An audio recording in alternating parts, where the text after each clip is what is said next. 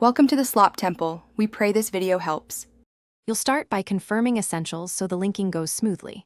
Sign in to PayPal on the app or website and open Wallet. This central area manages payment sources. Make sure your account is verified and you have the exact bank routing and account numbers or the debit or credit card details at hand. Why this matters? PayPal uses small verification steps to prevent fraud, so having accurate info avoids delays. Once you're in Wallet, tap Add Bank or Add Card to begin the process. Now complete the detailed inputs carefully.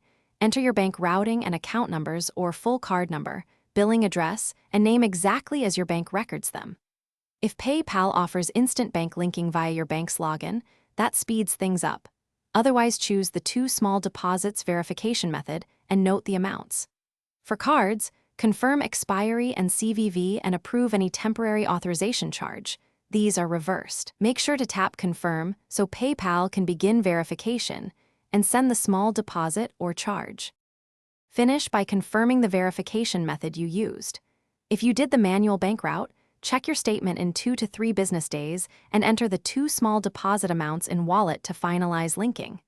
If Instant Link fails, don't panic. Retry with accurate credentials or switch to the manual deposit option. One troubleshooting tip: if deposits don't show after 5 business days or you see persistent errors, contact PayPal support with screenshots and reference numbers so they can.